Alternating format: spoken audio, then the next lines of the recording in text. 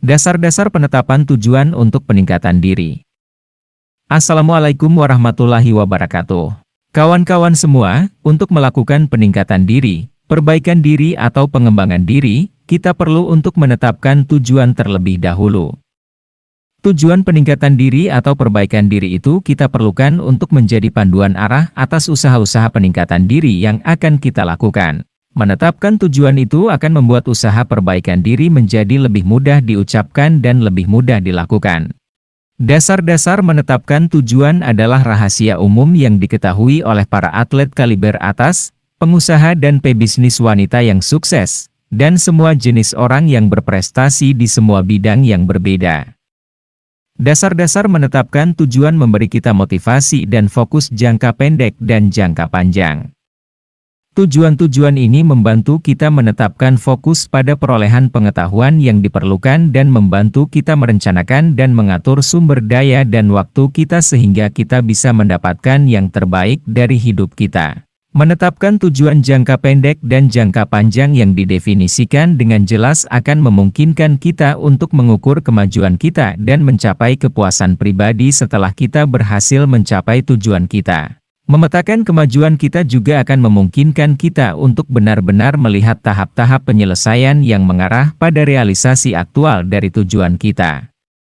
Hal ini akan menghilangkan perasaan bahwa kita akan mengalami kesibukan yang panjang dan sia-sia untuk mencapai sasaran kita. Kepercayaan diri dan tingkat kompetensi kita juga akan meningkat karena kita akan lebih sadar akan kemampuan kita saat kita menyelesaikan atau mencapai tujuan kita.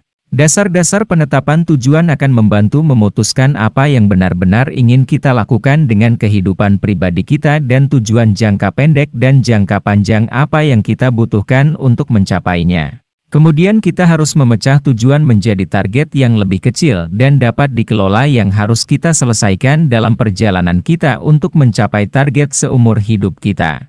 Setelah kita memiliki daftar itu, jangan buang waktu dalam menangani tujuan kita. Cara yang baik untuk memiliki daftar yang dapat dikelola adalah dengan memiliki serangkaian tujuan harian dan mingguan. Dengan melakukan ini, kita akan selalu berada dalam posisi menuju tujuan rencana hidup kita. Setiap hari akan memberi kita kesempatan untuk memenuhi tujuan tertentu yang memberi kita perasaan pencapaian. Berikut adalah beberapa petunjuk yang harus dipertimbangkan dalam menetapkan tujuan dan mencapainya. Sikap memainkan peran yang sangat besar dalam menetapkan dan mencapai tujuan kita. Kita harus bertanya pada diri sendiri apakah ada bagian dari diri kita atau pikiran kita yang menahan kita untuk menyelesaikan tujuan kita yang paling sederhana? Jika ada bagian dari perilaku kita yang menjadi penghalang atau membuat rencana kita berantakan? Jika kita memang memiliki masalah di area-area ini, maka hal yang harus segera dilakukan adalah mengatasi masalah ini. Solusinya mungkin termasuk kunjungan ke dokter atau psikiater untuk mengendalikan emosi kita. Karir dibuat dengan praktik manajemen waktu yang baik. Gagal dalam karir sering dikaitkan dengan manajemen waktu yang buruk. Karir membutuhkan banyak hal dari seorang individu yang seringkali menjadikan karir sebagai kehidupan individu tersebut. Rencanakan seberapa jauh kita ingin masuk ke dalam karir kita.